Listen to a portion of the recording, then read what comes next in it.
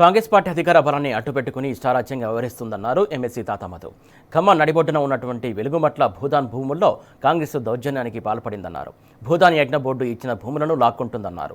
తీవ్రవాద ఆపరేషన్ తరహాలో వేల మంది పోలీసులు మోహరించి పేదల ఇల్లు ఖాళీ చేయించారని ఆగ్రహం వ్యక్తం చేశారు. బాధితులకు అండగా రేపు కేటీఆర్ ఖమ్మంలో పర్యటిస్తారని, ఘటనా స్థలాన్ని పరిశీలిస్తారని చెప్పారు తాతా మధు.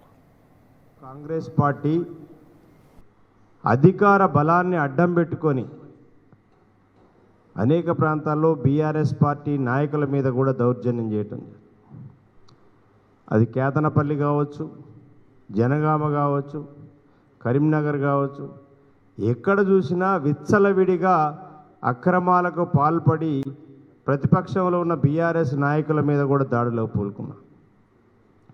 దానికి పరంపరగానే నిన్న ఉదయం ఖమ్మం నడిబొడ్డున వెలుగుమట్లలో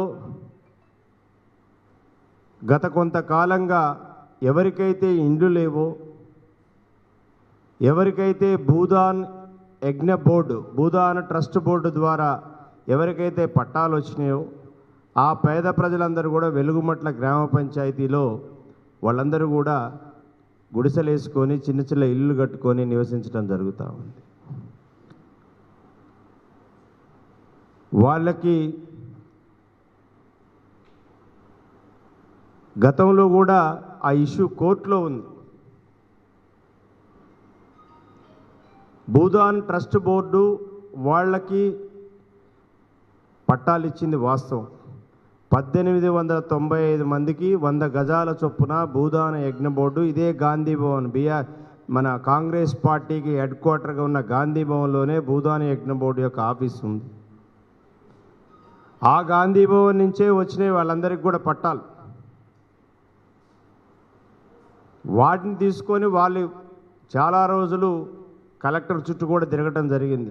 2014 ముందు కూడా ఉమ్మడి రాష్ట్రంలో.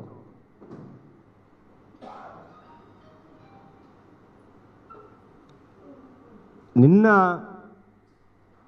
వాళ్ళు అక్కడికి ఏ సదుపాయాలు లేవు. వాళ్ళందరూ కూడా రోజు వారి కూలీ పనులు చేసుకునే వాళ్ళు, చిన్న చిన్న షాపుల్లో పనిచేసుకునేటువంటి వాళ్ళు అత్యంత కర్కశంగా, పాశవికంగా, ఒక నియంతృత్వంగా కొన్ని వేల మంది పోలీసుల్ని, కొన్ని వేల మంది అధికారుల్ని మోహరించి ఎవరు కూడా అక్కడికి పోవడానికి ఒక మిలిటరీ లాగా, అంటే ఒక తీవ్రవాదుల జమ్మూ కాశ్మీర్లో కనుక ఇదేదో మన ఎన్కౌంటర్ జరిగితే ఆపరేషన్ చేస్తే ఆ ఏరియా రోడ్లన్నీ మూసేసినట్టు మమ్మల్ని పోనీకపోతే పోయాను, పాత్రికేయ మిత్రులు కవర్ చేయడానికి పోతే మిమ్మల్ని అందరినీ కూడా రోడ్డు మీదనే ఆపేశారు. మీరు వెళ్ళటానికి వీల్లేదు, మాకు పర్మిషన్. అంటే పత్రికా స్వేచ్ఛను కూడా